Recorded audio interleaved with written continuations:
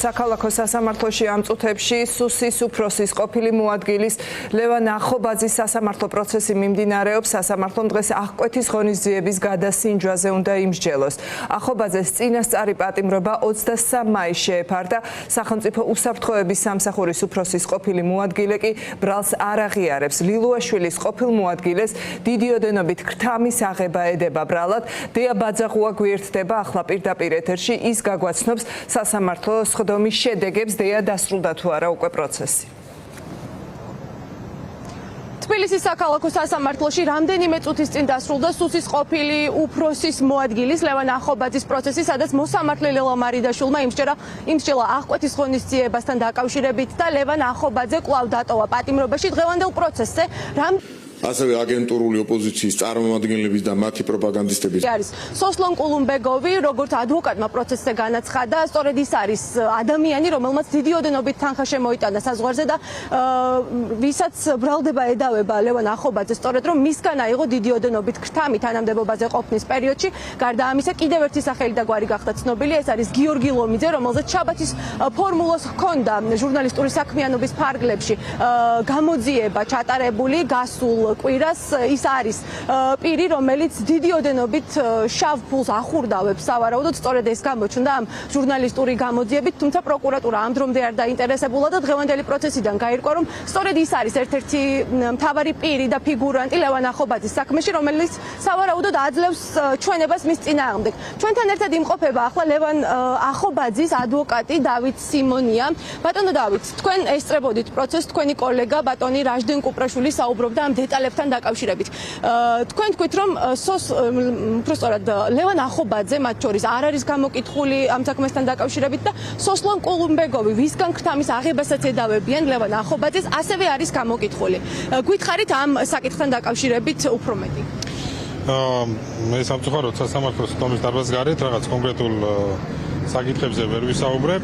ერთადერთი რაც შემიძლია გითხრათ და განმეორდები არის ის, რომ ჩვენი პოზიცია აღნიშნულ საქმესთან დაკავშირებით არის უცვლელი. ჩვენ არაერთხელ გვისაუბრია, რომ ბრალდების მხარეს დღემდე არ წარმოუდგენია ერთი კონკრეტული პირდაპირ მტკიცებულება ლევან ახობაძის ბრალეულობასთან დაკავშირებით და დღესაც სასამართლომ სამწუხაროდ გაიზიარა პროკურატურის შაბლონური განცხადებები იმასთან დაკავშირებით, რომ ლევან ახობაძეს თან დაკავშირებით არსებობს კონკრეტული რისკები, რომლის შესაძლებელია მიიმალოს და ასე შემდეგ და აღნიშნულიდან გამომდინარე სასამართლომ უცვლელი დატოვა მის მიმართ გამოყენებული აღკვეთის ღონისძიება პატიმრობა, რასაც ჩვენ თავისთავად რა თქმა უნდა გავასაჩივრებთ.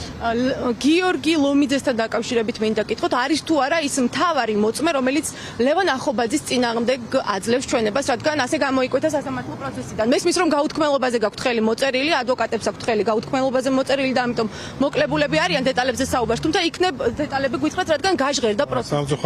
სამწუხაროდ ვერ მოგახსენებთ სასამართლო პროცესზე გაჟღერდა თუ რამე გაჟღერდა, ეს მხოლოდ და მხოლოდ იმიტომ, რომ რაღაც კონკრეტული პოზიციები დაფიქსირებული იყო, თუმცა ამ კონკრეტულ შემთხვევაში მე სამწუხაროდ ვერ გეტყვით რამე კონკრეტულ ინფორმაციას შინაარსთან დაკავშირებით, რაც არსებობს საქმის მტკიცებულებებში. მოკლედ გკითხავთ ბატონი ლევანის პოზიციასთან დაკავშირებითაც ის ბრალს არ აღიარებს, რაც უკავშირებს მის დაკავებას, რადგან ვიცით, რომ მას არ ჰქონდა ინფორმაცია, რომ მიმდინარეობდა მის წინააღმდეგ გამოძიება და მოულოდნელი იყო მისი დაკავებაც.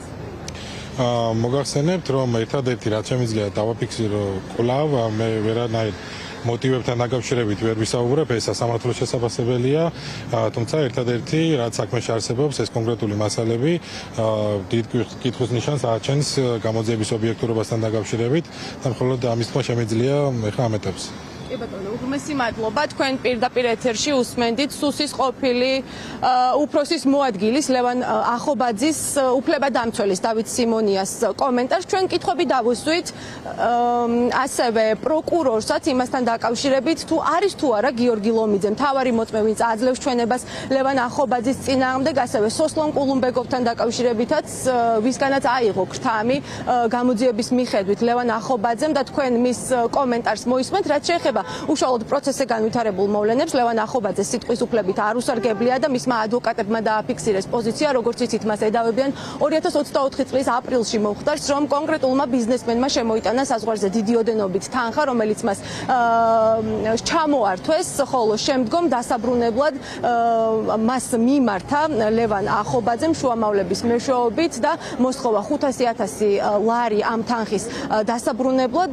შემდეგ კი საქმეში ჩაერია სუსის ყოფილი უფროსი გრიგოლ ლილუაშვილი, მან ეს ქრთამის ოდენობა გაანახევრა და საბოლოოდ ლევან ახობაძემ 250,000 ლარი მიიღო საკუთარ კაბინეტში სახელმწიფო უსაფრთხოების სამსახურში. სწორედ ეს არის სუსის ვერსია. კითხვებზე პასუხი, რომელიც ჩვენ პროკურორს დავუსვით, შეგიძლიათ პირდაპირ ეთერში მოისმინოთ. ბრალდების მხარეს ყავს არაერთი მოწმე, რომელიც პირდაპირ ჩვენებებს აძლევენ და ამ კითხვის ოქმებში უთხრდებენ პირდაპირ გარემოებებს, რაც ადასტურებს იმ გარემოებას, რომ ლევან ახობაძემ აიღო ქრთამი. კონკრეტულ პირებსა და სახელებზე ბრალდების მხარე არის საუბრობს. გარემოებაზე ვისაუბროთ, ეს ადამიანები შეესწრნენ კონკრეტულად ქრთამის აღების პროცესს? კი, რა თქმა უნდა, შეესწრნენ, მათ შორის როგორც წინა, ასე ვთქვათ, ინტერვიუების დროს გაგინცხადეთ, გარკვეული პირების შუამავლების მოშვებით მოხდა მისთვის ფულის გადაცემა დაზარალპურის მხრიდან. სწორედ ეს შუამავლებიც არიან გამოკითხულები, რა თქმა უნდა. როგორც გითხარით, შაბათის ფორმულას გამოძიებამ, ჟურნალისტურმა გამოძიებამ გამოკვეთა ის, რომ დანაშაულის ნიშნებს შეიცავს გიორგი ლომიძის საქმიანობა და საინტერესოა დაინტერესდება თუ არა ამით პროკურატურა, რაც შეეხება ლევან ახობაძეს, როგორც იცით, მაყურებელს შევახსენებ, რომ მას ედავებიან თანამდებობაზე ყოფნის დროს დიდი ოდენობით ქრთამის აღებას, ის ბრალს არ აღიარებს და ბრალის დამტკიცების შემთხვევაში მას მრავალწლიანი პატიმრობა ემუქრება.